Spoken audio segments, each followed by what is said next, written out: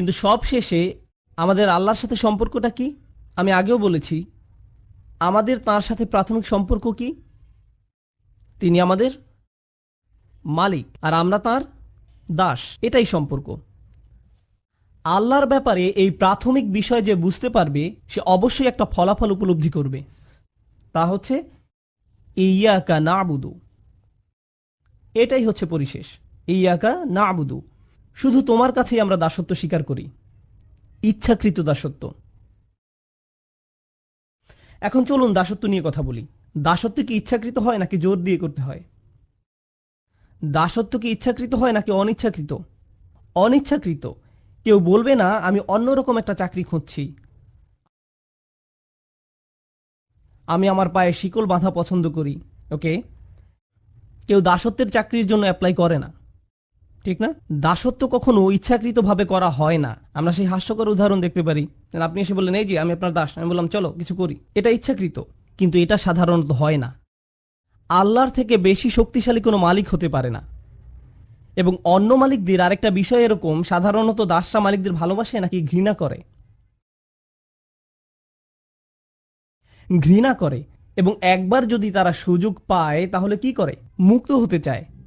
এবং যদি তারা মালিকের প্রশংসাও করে তাহলে সেটা কি সত্যি নাকি মিথ্যা প্রশংসা? মিথ্যা প্রশংসা। কিন্তু এই সূরা শুরু হয়েছিল আলহামদুলিল্লাহ দিয়ে। এটা সত্যিকারের আসল প্রশংসা এই মালিকের। এটা কিভাবে সম্ভব? এর কারণ হচ্ছে এই যে এই মালিক আপনাকে দাসত্ব করার জন্য জোর করেন না, আপনাকে এই উপলব্ধি নিজ থেকে করতে হবে।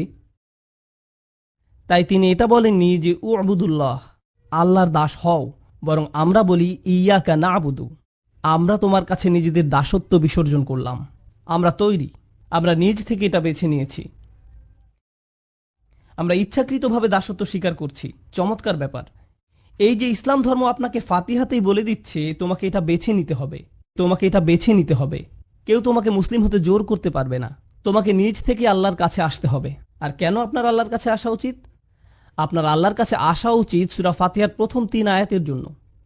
এটাই আপনার জন্য যথেষ্ট।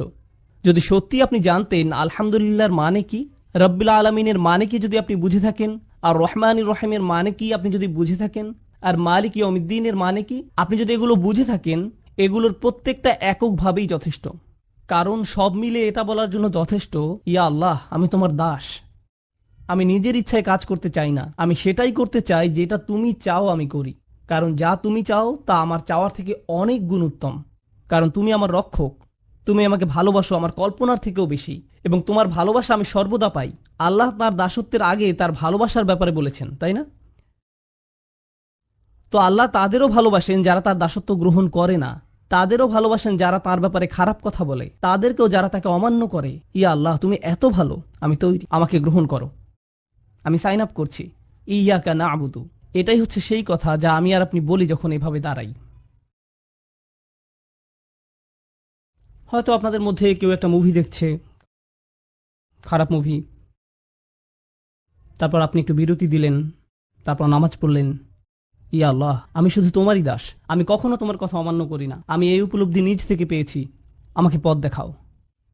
তারপর আপনি সালাম ফিরালেন, তারপর আবার মুভি প্লে করলেন। এর কোনো মানে হয়? ভাবুন তো, আপনাদের কেউ জুমার নামাজ পড়তে গেলেন, হাজার হাজার মানুষ, সবাই বলছে ইয়া আল্লাহ আমি তোমার দাস, সবাই বলছে ইয়া আল্লাহ আমি তোমার দাস, আমি এই উপলব্ধি নিজ থেকে পেয়েছি, আমি এটা বুঝি যে আমি যদি নিজের ইচ্ছায় কাজ করি আমি নিজেই ক্ষতিগ্রস্ত হব, তাই আমাকে পথ দেখাও। তারপর জুমার নামাজ শেষে আপনি খারাপ কাজ করলেন। এটার কি কোনো অর্থ হয়? তার মানে হচ্ছে আমরা জিহ্বা দিয়ে এমন কিছু বলছি কিন্তু তা আমাদের অন্তরে পৌঁছায়নি, আর আমরা আসলে সে সম্পর্কে চিন্তাও করিনি। আসলে আমরা কি বলছি তা নিয়ে সচেতন থাকি না। যখন আমরা বলি ইয়াকা না'বুদু, আমরা আল্লাহর সাথে একটা সন্ধি করছি, আমরা আল্লাহর কাছে নিজেদের সম্পর্কে কিছু বলছি, আমরা আল্লাহর কাছে একটা দাবি করছি। কিভাবে আপনি আপনার মাকে বলেন যে আপনি তাকে ভালোবাসেন? আপনি যখন বাসায় আসেন, তিনি আপনাকে বলেন জুতা খোলো, আপনি সেগুলো খোলেন না। তিনি আপনাকে বলেন ডিনার টেবিলে বসে খাও, আপনি সোফায় বসে খান। তিনি বলেন তোমার বন্ধুদের নিয়ে এসো না, আপনি আপনার বন্ধুদের নিয়ে আসেন। তিনি বলেন উচ্চস্বরে শব্দ করো না, আপনি শব্দ আরো বাড়িয়ে দেন। আর তারপর আপনি তাকে বলেন মা আমি আপনাকে ভালোবাসি। এটা কি একটা তামাশা নয়? তিনি কি কষ্ট পান না যখন তাকে বলেন যে আপনি তাকে ভালোবাসেন? এটা কি আপনার মায়ের জন্য অপমানকর নয়? আমরা কি আল্লাহকে অপমান করছি না? তিনি আমাদের যা যা করতে নিষেধ করেছেন আমরা তা সবই করছি। তারপর আমরা বলি, ইয়া আল্লাহ, আমরা আপনার দাস, আমরা পরিপূর্ণ দাস। সুবহানাল্লাহ।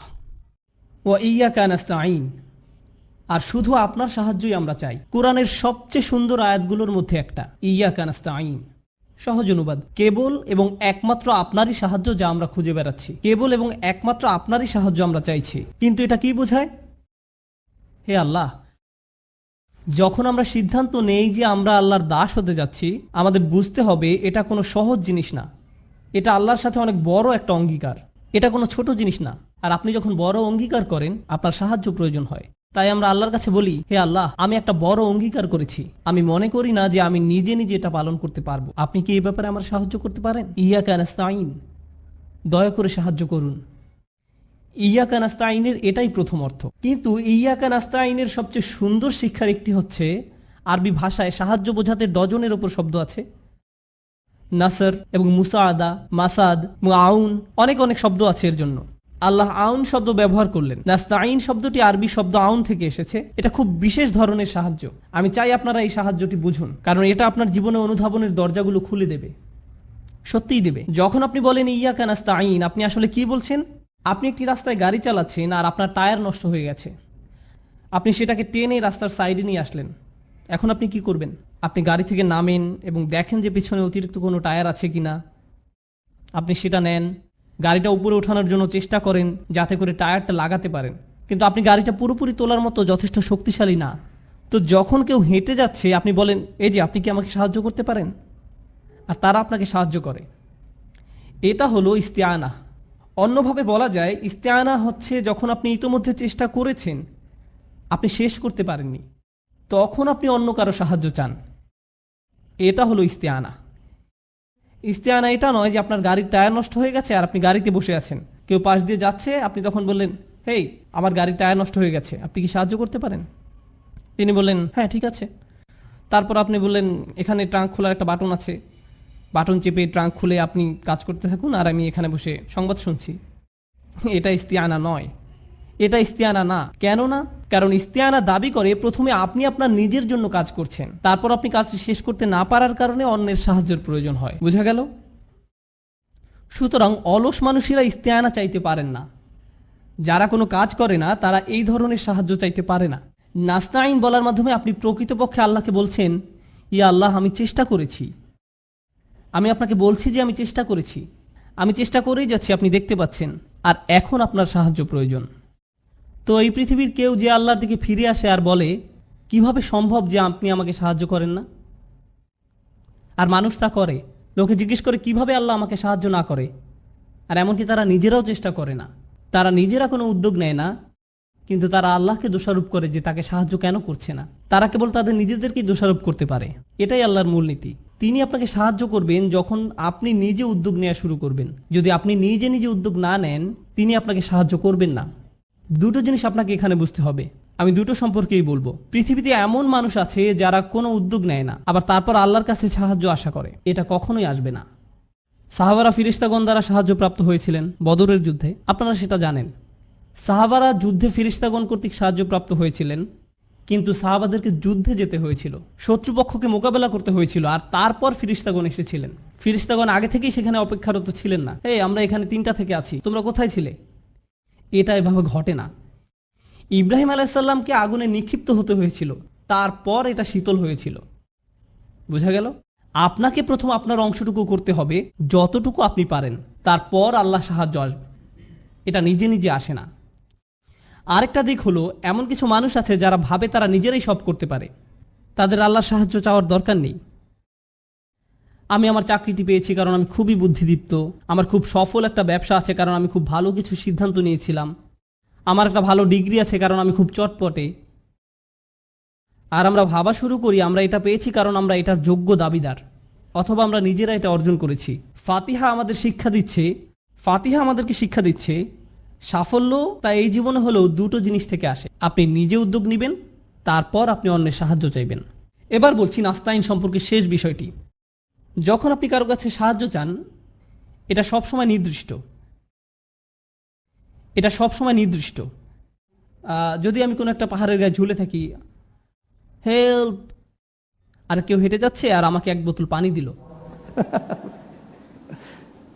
আমি যে সাহায্য চেয়েছিলাম তা হলো আমাকে উপরে তুলুন, এটা নির্দিষ্ট। আমি আর অন্য কোনো ধরনের সাহায্য চাইছিলাম না, আমি এই ধরনের সাহায্য চেয়েছিলাম। আপনারা বুঝতে পারছেন?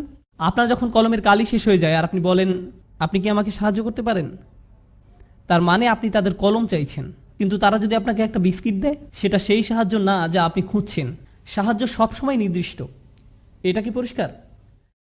কারণ এটা সবসময় নির্দিষ্ট, আপনাকে বলতে হবে আপনি কোন সাহায্যটি চাইছেন। কিন্তু এই আয়াতে আমরা বলি ইয়াকা নাস্তাইন, ফিমা, কিসে? আমরা আপনার সাহায্য চাই। আমরা বলি, আমরা আল্লাহকে বলি, ইয়া আল্লাহ, আমরা আপনার কাছে সাহায্য চাইছি। কিন্তু কিসে আমার সাহায্য চাইছো? তুমি কি তোমার স্বাস্থ্যের বিষয়ে আমার সাহায্য চাইছো? তোমার পারিবারিক জীবনে? তুমি কি তোমার পড়াশোনায় আমার সাহায্য চাইছো? তুমি কি তোমার ধর্ম বিষয়ে আমার সাহায্য চাইছো? তুমি কি চাইছো? কেউ যখন খুব মরিয়া থাকে তখন তারা কি বলবে সেটা বুঝতে পারে না। তারা এমনকি ব্যাখ্যাও করতে পারে না তাদের কিসে সাহায্য প্রয়োজন। তখন তারা শুধু বলে সাহায্য করুন। এটা আমরা ফাতিহাতে বলি, হে আল্লাহ সাহায্য করুন। কারণ আমাদের যা যা দরকার তার সংখ্যা অনেক, এমনকি আমরা তার তালিকাও তৈরি করতে পারি না। তাই আমরা শুধু বলি ইয়াকা নাস্তাইন। সুবহানাল্লাহ।